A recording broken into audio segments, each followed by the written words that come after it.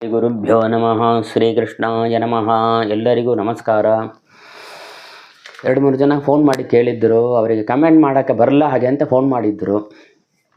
ಉಪವಾಸ ಮಾಡಬೇಕು, ಅದು ಹೇಗೆ ಮಾಡೋದು ಹಾಗೆ ಅಂತ.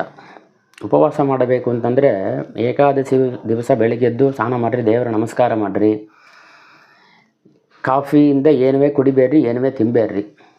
ಮರನೇ ದಿನ ದ್ವಾದಶಿ ಸ್ನಾನ ಮಾಡಿ ದೇವರ ನಮಸ್ಕಾರ ಮಾಡಿ ಊಟ ಮಾಡಿರಿ. ಇಷ್ಟೇ ಬೇರೆ ಏನೂ ಇಲ್ಲ. ಏನುವೇ ಮಾಡಲಾದ್ರೆ ಒಳ್ಳೆಯದಷ್ಟೇ, ದೇವರನ್ನು ಚಿಂತನೆ ಮಾಡಬೇಕಷ್ಟೇ. ಇದು ಉಪವಾಸ. ಇದು ಆಮೇಲೆ ನೋಡೋಣ.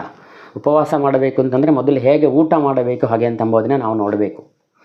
ಯಾಕೆ ಅಂತಂದರೆ ನಮಗೆ ನೋಡಿರಿ, ಬೆಳಿಗ್ಗೆದ್ದು ಕಾಫಿ, ಆಮೇಲೆ ಟಿಫನು, ಆಮೇಲೆ ಊಟ, ಆಮೇಲೆ ಸ್ನ್ಯಾಕ್ಸ್ ಇತ್ಯಾದಿಗಳು, ಆಮೇಲೆ ಕಾಫಿ ಟೀ ಹಾಲು, ರಾತ್ರಿ ಡಿನ್ನರು, ಇಷ್ಟುವರೆಗೂ ಇದನ್ನೆಲ್ಲ ಡೈಲಿ ಮೇಯ್ನ್ ರೊಟೀನ ಇದನ್ನೆಲ್ಲ ಮಾಡಿ ಅಭ್ಯಾಸ ಮಾಡಿ ಇಟ್ಟುಬಿಟ್ಟು ದಿಢೀಂತ ಒಂದಿನ ಇದೆಲ್ಲ ಬೇಡ ಅಂತಂದರೆ ಆ ದೇಹ ತೊಗೊಬೋದಿಲ್ಲ. ಅದನ್ನು ಆ ಹೊತ್ತಾದರೆ ಅದು ಬೇಕದು. ಒಬ್ಬೊಬ್ರಿಗೆ ಕಾಫಿ ಕುಡಿಲಾದ್ರೆ ಆ ಹೊತ್ತಿಗೆ ತಲೆನೋವು ಬಂದುಬಿಡೋದು. ತಲೆನೋವು ಬರೋದ್ರಿಂದ ಆ ಕಾಫಿ ಕುಡಿಯೋವರೆಗೂ ಬೇರೆ ಯಾವ ಕೆಲಸವೂ ಆಗಲಾರ್ದವರಿಗೆ.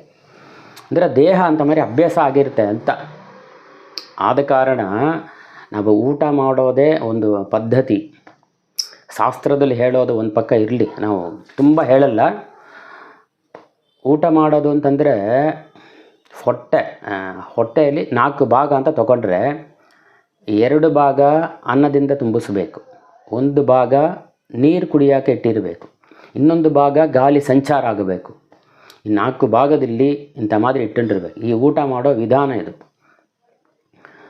ಅದಕ್ಕೆ ಸಂಸ್ಕೃತ ಶ್ಲೋಕದಲ್ಲೂ ಹೇಳ್ತಾರೆ. ನಾವು ಸ್ಕೂಲ್ ಇದೆಲ್ಲ ಹೇಳಿರ್ತಾರೆ, ಟೀಚರ್ ಹೇಳಿರ್ತಾರೆ. ಇವಾಗ ಸಂಸ್ಕೃತ ಶ್ಲೋಕಗಳು ಮೀಡಿಯಾ ಎಲ್ಲ ಇರೋ ಕಾರಣ ಇದನ್ನು ನಾವು ತಿಳ್ಕೊಂಬಾಕ ಇನ್ನೊಂದು ಕಾರಣವಾಗುತ್ತೆ.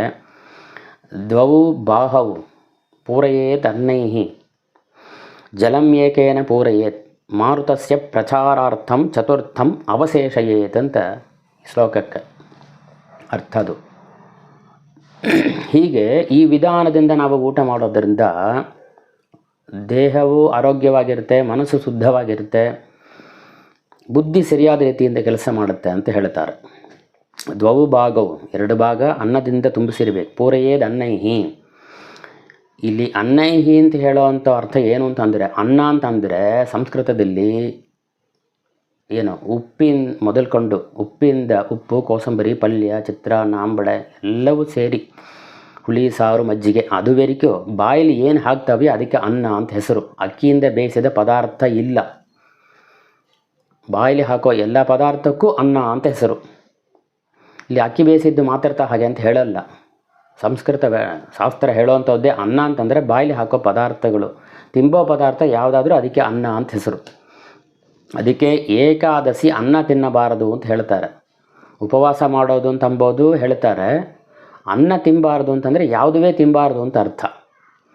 ನಾವು ಅದಲ್ಲಿ ಏನು ಅನ್ನ ತಿನ್ನಬಾರ್ದು ಏಕಾದಶಿ ದಿವಸ ಅಂತ ಹೇಳ್ತಾರೆ ಅಂತ ಅಭ್ಯಾಸ ನೋಡಿ ಅದು ನಾವೇನು ನೆನೆಸಿಕೊಂಡಿದ್ದೇವೆ ಅಂದರೆ, ಅನ್ನ ತಿನ್ನಬಾರ್ದು, ಅನ್ನ ಬಿಟ್ಟು ಏನು ಬೇಕಾದ್ರೂ ತಿನ್ಬೋದು ಅಂತ ನಾವು ನೆನೆಸಿಕೊಂಡಿದ್ದೇವೆ.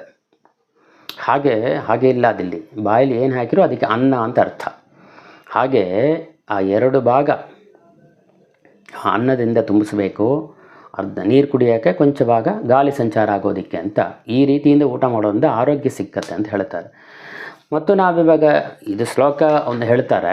ಮತ್ತು ನಾವು ಯಾವಾಗಲೂ ನಾವು ಬ್ರಾಹ್ಮಣ ಸಮಾರಾಧನೆ ಮಾಡೋ ಸ್ಥಳದೆಲ್ಲ ಹೇಳ್ತಾರೆಲ್ಲ, ಮನೆಯಲ್ಲೂ ಸರಿ, ಮಠಗಳಲ್ಲಿ ಸರಿ, ತುಂಬ ಹೊತ್ತಾಯಿತು ಸಾವಕಾಶವಾಗಿ ಊಟ ಆಗಲಿ ಅಂತ ಹೇಳ್ತಾರೆ. ಅದಕ್ಕೇನು ಅರ್ಥ? ಅದಕ್ಕೆ ಹೊಟ್ಟೆ ತುಂಬ ಊಟ ಮಾಡಬೇಡ್ರಿ, ಅರ್ಧ ಹೊಟ್ಟೆ ಊಟ ಮಾಡಿರಿ ಅಂತ ಅರ್ಥ. ಅದಕ್ಕೆ ಸರಿಯಾದ ಅರ್ಥ ಅಂತಾರೆ, ಅದೇ ಅರ್ಥ. ಅದು ನಿಮಗೆ ಆರೋಗ್ಯವೂ ಮುಖ್ಯ, ರುಚಿಯಾಗೂ ಇರಬೇಕು, ಆರೋಗ್ಯಕರವಾಗಿಯೂ ಇರಬೇಕು. ಆದ ಕಾರಣ ಅರ್ಧ ಹೊಟ್ಟೆ ಊಟ ಮಾಡಿರಿ, ಅದೇ ನಿಮಗೆ ಆರೋಗ್ಯ. ಹಾಗೆ ಅಂತೇಳಿ ಸಾವಕಾಶವಾಗಿ ಊಟ ಮಾಡಿರಿ ಅಂತ ಹೇಳ್ತಾರೆ. ಎಲ್ಲ ಇದನ್ನು ದಂಡ್ಯ ಕೇಳಿರುವಿರಿ, ಡೈಲಿ ನಿಮಗೆ ಕೇಳಿರ್ತೀರಿ. ಸಾವಕಾಶವಾಗಿ ಅಂತಂದರೆ ಏನು? ಒಬ್ಬರು ಸುಮ್ಮನೆ ಕೂತಿದ್ದಾರೆ ಅಂದರೆ, ಏನಪ್ಪ ಹಾಗೆ ಸಾವಕಾಶ ಕೂತಿದ್ದಿ ಹಾಗೆ ಅಂತಂದರೆ, ಏನು ಕೆಲಸ ಎಲ್ಲ ಸುಮ್ಮನೆ ಕೂತಿದ್ದಾನೆ ಅಂತ ಹೇಳ್ತಾರೆ. ಸಾವಕಾಶವಾಗಿ ಅಂತ ಹೇಳುವಂಥದ್ದು ತಾತ್ಪರ್ಯ ಏನು? ಅದನ್ನು ಅರ್ಥ ಬಿಡಿಸಿರೆ ಸಹ ಅವಕಾಶವಾಗಿ ಆಗಲಿ ಅಂದರೆ ಅರ್ಧ ಹೊಟ್ಟೆ ಊಟ ಮಾಡಿರಿ, ಅರ್ಧ ಹೊಟ್ಟೆನ ಖಾಲಿಯಾಗಿ ಇಟ್ಟಿರ್ರಿ ಅಂತ ಅರ್ಥ. ಅದಕ್ಕೆ ಸಹ ಅಂತಂದರೆ ಕೂಡ, ಸಹ ಉದರ, ಕೂಡ ಹುಟ್ಟಿದವ. ಅವಕಾಶ ಅಂತಂದರೆ ಸಮಯ ಅಂದರೆ ಹೊತ್ತು, ಅಂದರೆ ಖಾಲಿಯಾಗಿರಬೇಕು ಅಂತ ಅರ್ಥ. ಅವಕಾಶ ಅಂತಂದರೆ ಸುಮ್ಮನೆ ಇರೋದು ಅಂತ ಅರ್ಥ. ಅದಕ್ಕೆ ಸಹ ಅವಕಾಶವಾಗಿ ಆಗಲಿ, ಅರ್ಧ ಹೊಟ್ಟೆ ಊಟ ಮಾಡಿರಿ, ಅರ್ಧ ಹೊಟ್ಟೆ ಖಾಲಿಯಾಗಿ ಇಟ್ಟಿರ್ರಿ ಅಂತ ಅರ್ಥ. ಅದು ಅಂದರೆ ಆರೋಗ್ಯ ನಿಮಿತ್ತವಾಗಿ ಇದನ್ನೆಲ್ಲ ಹೇಳ್ತಾ ಇರೋದು, ಉಪಚಾರ ವಾರ್ತೆಗಳು ಇದೆಲ್ಲ ಬಂದು. ಹೀಗೆ ಈ ರೀತಿಯಿಂದ ಊಟ ಮಾಡೋದ್ರಿಂದ ಆರೋಗ್ಯ ಸಿಕ್ಕತ್ತೆ ಅಂತ ಹೇಳ್ತಾರೆ. ಇದನ್ನು ಫಾಲೋ ಮಾಡಿ ಅಂತಂದರೆ ಆಮೇಲೆ ಉಪವಾಸ ಮಾಡೋದು ಹೇಗೆ ಹಾಗೆ ಅಂತಂಬೋದನ್ನು ಆಟೋಮೆಟಿಕ್ಕಾಗಿ ಮೈ ಅಭ್ಯಾಸ ಆಗೋಡುತ್ತೆ ಅದಕ್ಕೆ. ಮತ್ತು ಇನ್ನೊಂದು ಸಲ ಉಪವಾಸದ ವಿಷಯಗಳನ್ನ ಇನ್ನೊಂದು ಸಲ ನೋಡೋಣ. ಶ್ರೀಕೃಷ್ಣಾಯ ನಮಃ.